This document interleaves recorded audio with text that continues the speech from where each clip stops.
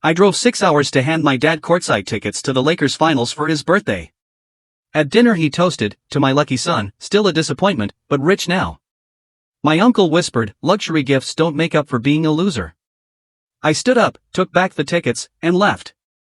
This morning he called me 67 times. His boss called too. I 30 I'm still reeling from last night. Feels like a slow-motion car crash I should have seen coming miles away. Bit of backstory. I've always been the artistic one in a family of finance brothers. Read the disappointment. My dad, Robert, 60s and his brother, my uncle Gary, late 50s never let me forget it. Subtle digs, outright comparisons to more successful cousins, the whole 9 yards. I recently sold a small tech side project I'd been pouring my soul into for years. Didn't make me mega rich, but it was a decent payout. Enough to finally feel like maybe, just maybe, I wasn't a total failure in their eyes. Dad's 65th birthday was yesterday. Big Lakers fan. Huge. Getting to a finals game, let alone courtside, was his bucket list dream. With the windfall, I thought, this is it. This is the gesture that bridges the gap. I spent a small fortune on 2 courtside finals tickets, the good ones. Drove 6 hours straight after work yesterday to make it for his birthday dinner at some stuffy restaurant he likes. I was actually nervous handing them over. Put them in a nice card. He opened it, saw the tickets, and his eyes widened. For a second I thought I saw genuine shock, maybe even happiness. Then he stood up, holding his wine glass. The whole table, Dad, his wife Brenda, Uncle Gary, Aunt Carol, quieted down. He beamed, but it was that tight, smug smile he gets. A toast, he announced. To my lucky son, Ethan. Finally fell backwards into some money. Still a disappointment in most areas. But hey, at least he's a rich disappointment now, right? He chuckled. Brenda laughed along, patting his arm. The air went out of my lungs. Disappointment. Again. Even now. It wasn't pride. It was mocking validation tied only to money. Before I could react, Uncle Gary leaned over, beer breath hot on my ear. Nice try, kiddo, he whispered, dripping condescension. But luxury gifts don't make up for being a loser your whole life. Still peaked in high school, huh? Something inside me just snapped, not loudly, quietly. The years of snide remarks, the constant belittling, him calling me a disappointment while holding the most expensive gift I'd ever given anyone. It all just coalesced into this cold clarity. I didn't say a word. Didn't shout. Didn't make a scene. I just slowly stood up. Reached across the table. Gently took the tickets out of my dad's hand. He looked genuinely stunned, like he couldn't process it. And put them back in my jacket pocket. Ethan, what the hell are you doing? Dad stammered. Those were expensive, Uncle Gary sneered. Having second thoughts, loser? I looked at my dad. Happy birthday, Dad. Then I looked at Gary. Smiled thinly. Enjoy your dinner. I turned and walked out of the restaurant, calmly. Didn't run. Didn't look back. Got in my car, drove another hour to a motel, and switched off my phone. The silence was deafening, but better than their voices. Woke up this morning. Turned the phone on. Chaos. 67 missed calls, mostly Dad, a bunch from Uncle Gary, a few frantic ones from Brenda. Voicemails ranging from furious shouting, "You ungrateful little shit," to panicked pleading. Ethan, pick up, we need to talk about this. But the kicker? A voicemail from a number I barely recognized. Mr. Henderson. My dad's boss. The CEO of the firm where Dad's a senior manager. His message was short, clipped. Ethan, this is David Henderson. Robert mentioned you had procured some, highly sought-after tickets for the finals. There seems to be some confusion. Please call my office at your earliest convenience. Confusion? Oh, I think things are about to get very clear. My guess? Dad already promised those tickets to Henderson, or a big client, before he'd even properly thanked me. The entitlement is unreal. SMH. Haven't called anyone back yet. Just sitting here in this crappy motel room, sipping lukewarm coffee, wondering how radioactive the fallout is gonna be. Part of me feels sick. Part of me feels free. Update 1. Okay, whirlwind doesn't even begin to cover the last couple of days. Thanks again for the comments and DMs, nice to know I'm not crazy for reacting the way I did. The entitlement, as predicted, went nuclear. So the calls. After processing, and more coffee, I decided to tackle the boss first. Mr. Henderson. Figured dealing with the professional fallout directly was smartest. Called his office line.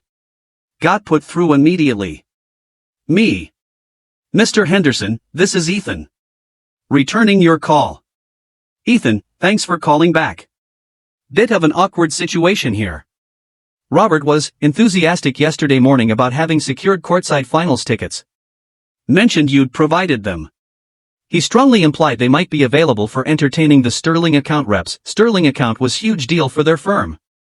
Me. Mr. Henderson, respectfully, there's been a misunderstanding, likely fueled by my father's premature enthusiasm.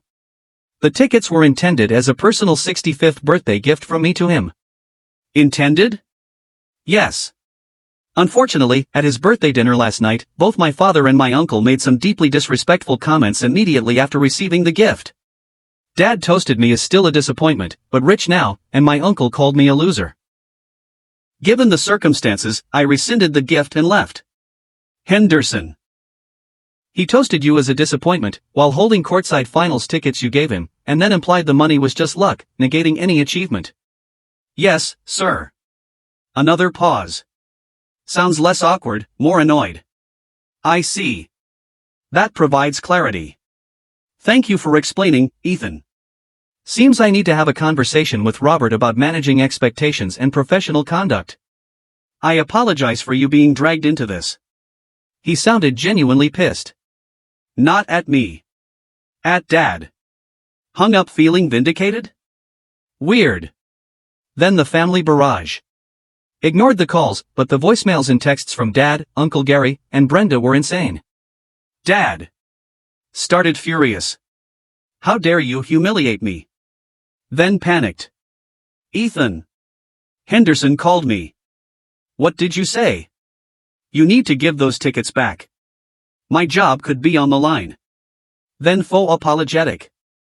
Son, maybe I was harsh, okay? Let's talk. Bring the tickets.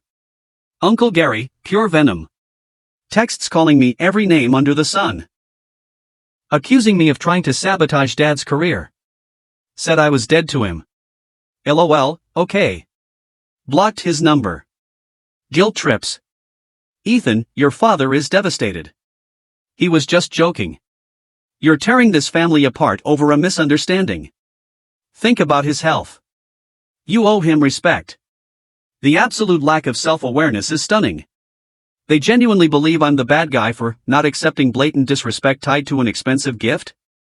They think I owe them something? The entitlement hit a new peak yesterday. Brenda texted. Ethan, your father has decided to forgive you for your outburst. He expects the tickets returned by tomorrow. No questions asked. So this Henderson situation can be smoothed over. It's the least you can do after embarrassing him. Expects. Forgive me. The least I can do. I laughed out loud. Typed back a simple, no. Blocked her number too. A cousin, Maya, she's always been decent, texted me. Saying Dad and Gary are spinning a completely different story to the wider family. That I had a childish tantrum over nothing. Stole the tickets back in a fit of pique. And am now trying to blackmail Dad by talking to his boss. Some relatives are buying it, others are skeptical. Classic triangulation. So what am I doing? Holding firm. Zero contact with Dad, Gary, or Brenda. Let them stew. Documenting. Saved all the nasty voicemails and texts. Just in case. Clarifying selectively. Sent a brief, factual email to Maya and a couple of other key relatives I trust. Explaining exactly what was said at the dinner. The disappointment toast. The loser whisper. And that I simply rescinded a gift that was clearly not appreciated or respected. No emotion, just facts.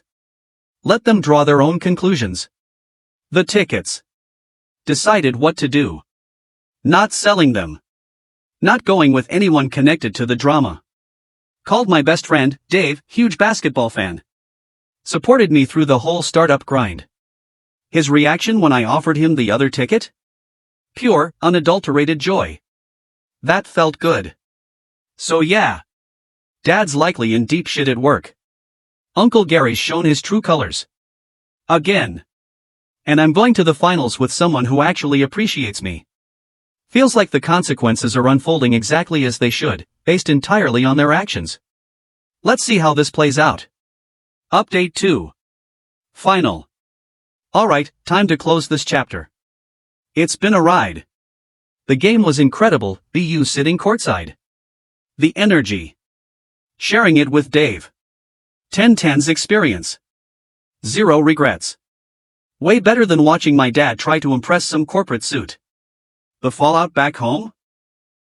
Exactly what you'd expect from people marinated in entitlement who suddenly face actual consequences. Mr. Henderson apparently read my dad the riot act. Not just about the tickets and lying, exaggerating to clients, executives, but about the sheer unprofessionalism of the whole situation spilling over. Dad wasn't fired. He's too senior, probably. But according to Maya, who gets snippets from her mom, Dad's sister, he faced serious disciplinary action.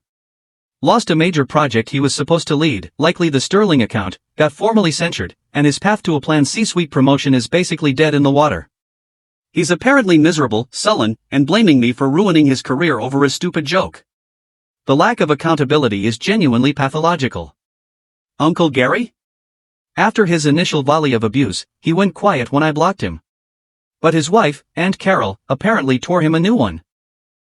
She called me, actually apologized for Gary's behavior, and Robert's, saying she was mortified when she heard the full story from Maya. She said Gary is furious, mostly because people in their social circle and the wider family heard about his loser comment and now see him as a bitter old bully. He's apparently sulking hard, his ego deeply bruised. Good. Let him sulk. Maybe he'll learn something. Doubtful. Brenda kept trying to mediate via relatives, pushing the family unity angle and how I needed to apologize to make things right before some upcoming family event. Ignored it completely. My absence at that event apparently spoke volumes, and Maya said several relatives specifically asked Brenda why Robert and Gary hadn't apologized to me. The narrative they tried to spin completely backfired once the simple, ugly truth got out. The revenge. Honestly, the best revenge was just living well and letting their own actions detonate their lives. Fact-based communication. The calm email I sent to Maya and others, simply stating the facts of the toast and the whisper, was devastatingly effective. No hysterics. Just, this is what was said. This is what I did. It allowed people to see the situation clearly without me needing to sling mud. Their attempts to paint me as unstable fell flat against the sheer, unvarnished disrespect of their own words. Professional boundaries. Speaking calmly and factually to Mr. Henderson protected me and exposed Dad's poor judgment and dishonesty in a professional context. Natural consequences followed. Enjoying the spoils. Going to the game with Dave and having an absolute blast was its own reward. It was a tangible symbol of choosing my own happiness and rewarding genuine friendship over toxic family obligation.